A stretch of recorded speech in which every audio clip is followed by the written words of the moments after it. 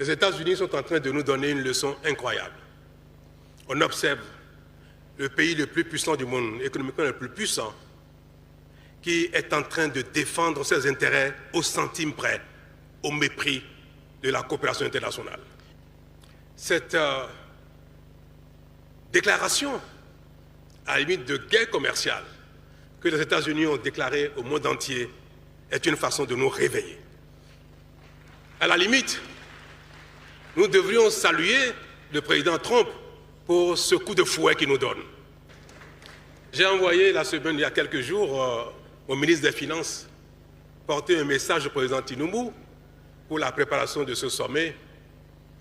Et j'ai prié donc le grand frère Tinubu d'accepter que le Bénin et le Nigeria soient les pionniers du passage à un nouveau palier en termes d'intégration. Nous sommes de la CEDEAO, nous avons des textes extraordinaires concernant l'économie, concernant l'intégration, mais on n'a pas beaucoup bougé. Donc j'ai demandé au président Tinubu que le Bénin était prêt pour être un pionnier avec le Nigeria, pour passer une étape réelle, concrète d'une intégration économique. Pour finir, je voudrais dire et vous prendre à témoin, prendre toute la salle à témoin, prendre les citoyens du Nigeria, du Bénin à témoin, que le président Tinubu et moi, nous sommes d'accord pour que le Bénin et le Nigeria intègrent leur économie de manière effective. Nous sommes d'accord. Nous avons donné les consignes qu'il faut à nos divers collaborateurs. Et maintenant, je veux interpeller mes ministres, y compris celui qui est en train de faire la traduction. Celle qui est assise, mon ministre du Commerce, ceux qui sont dans la salle.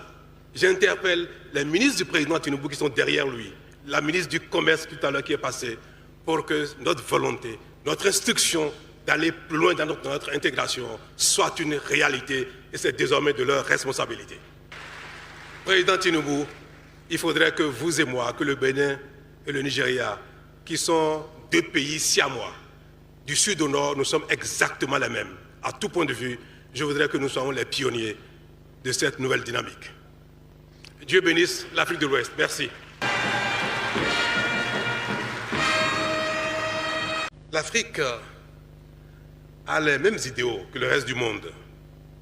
Ce n'est pas la volonté qui nous manque, mais nous ne parvenons pas à faire aboutir nos idéaux.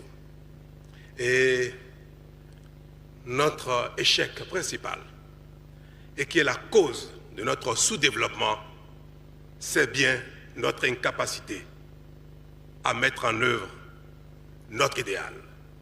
Et ceci est de la responsabilité de nos leaders, nos responsables. C'est de la responsabilité de nos collaborateurs.